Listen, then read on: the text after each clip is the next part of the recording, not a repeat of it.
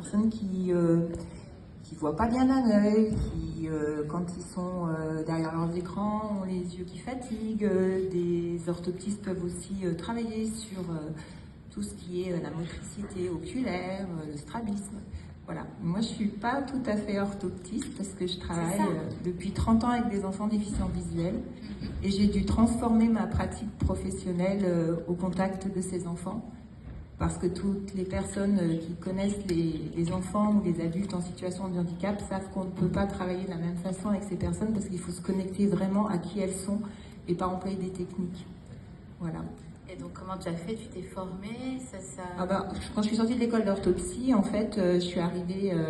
j'ai eu l'opportunité de travailler dans un CAMS pour enfants déficients visuels. Et là, quand je suis arrivée avec mes petits outils d'orthoptiste que j'avais appris à l'école, sagement, à la base, j'étais en fait partie pour faire une formation, une école d'ingénieur. Je me suis pas du tout retrouvée dans ces études, qui étaient des études qui m'étaient prédestinées familialement. Et du coup, je suis partie dans un domaine paramédical. Je voulais être orthophoniste, je suis devenue orthoptiste parce que j'avais pas pu m'inscrire au concours d'orthophonie. Et donc, en étant orthoptiste, j'ai appris à rééduquer des yeux. Et je trouvais ça vraiment complètement limitant. Donc, j'avais pas beaucoup de notions d'optique, donc j'ai choisi des expériences professionnelles qui me nourrissent dans ma pratique. Donc, j'ai travaillé chez un opticien, je travaillais à l'hôpital, je travaillais au CAMS avec des enfants en situation de handicap visuel. Je travaillais dans une structure qui accueille des personnes en situation de handicap rare. Donc voilà, j'ai eu différentes expériences professionnelles qui m'ont nourrie. Et surtout, j'ai travaillé avec différents professionnels dans différents corps de métier. Donc je travaille avec des éducateurs, des rééducateurs, des enseignants, des médecins. Et toutes ces personnes que j'ai rencontrées sur mon parcours professionnel m'ont enrichi dans ma pratique professionnelle. Et j'ai surtout travaillé avec des familles. Tu as inventé.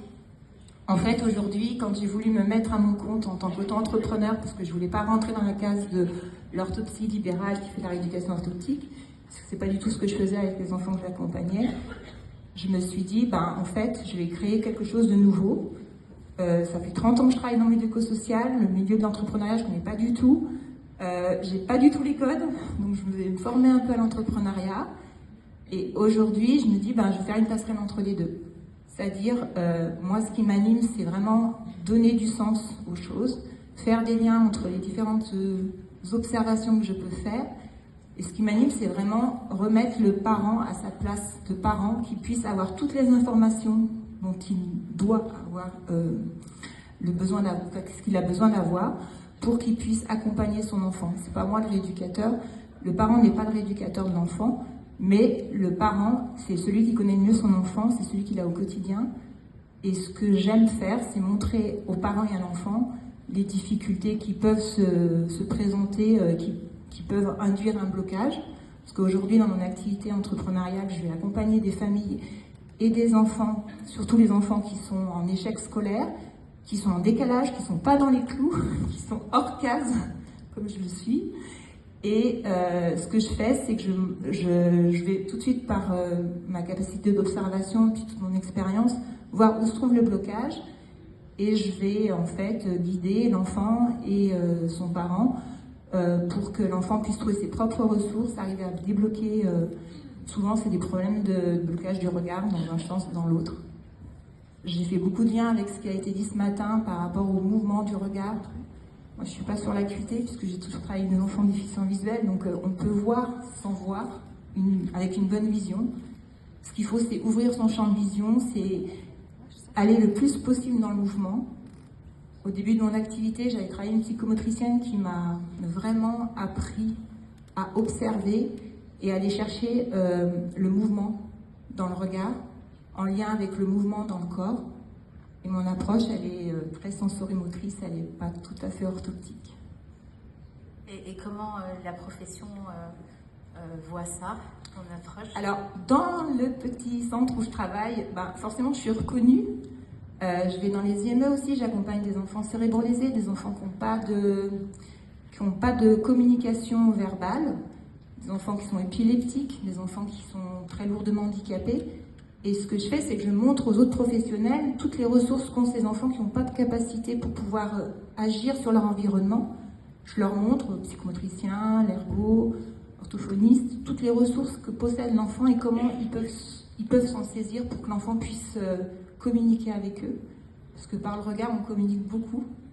Et moi, je suis beaucoup dans le non-verbal, j'observe. Et ça, c'est parfaitement reconnu dans le milieu dans lequel je suis.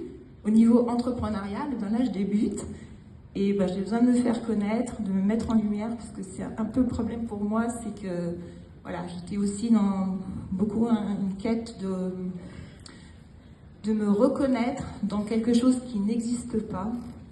Et je ne sais pas comment je m'appelle dans ma profession. Alors j'avais choisi un terme qui s'appelle visual-analyste, en faisant une recherche avec ChatGPT.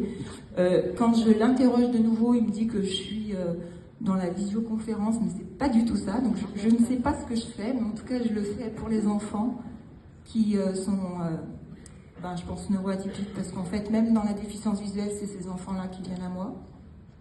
Et c'est avec ces enfants-là que j'arrive à communiquer, à les faire avancer pour qu'ils deviennent des adultes heureux, autonomes, qui puissent apprendre et être autonomes dans leur vie future. Et les parents, c'est ce qu'ils recherchent, parce que des parents qui s'inquiètent déjà pour l'avenir de leur enfant, parce qu'à l'école, ça se passe pas bien, que depuis la maternelle, ils signalent qu'il y a des problèmes et que les enseignants ne les écoutent pas, mais qu'ils sont écoutés qu'à partir du CP, CE1, quand il va falloir passer à la classe supérieure, on dit finalement il y a un problème, allez voir l'orthophoniste, allez voir l'ergothérapeute, allez voir le psychomotricien. Les parents, ils courent dans tous les sens, ils ne savent pas ce que leurs enfants ont, parce que souvent, ils ne sont pas accueillis dans les séances. Moi, j'ai jamais travaillé sans un parent, donc c'est peut-être ce qui fait ma spécificité. Parce que j'explique, parce que j'observe et je transmets ce que je vois. Et je ne fais pas les choses toute seule, moi j'apprends à faire. Et c'est tout, voilà.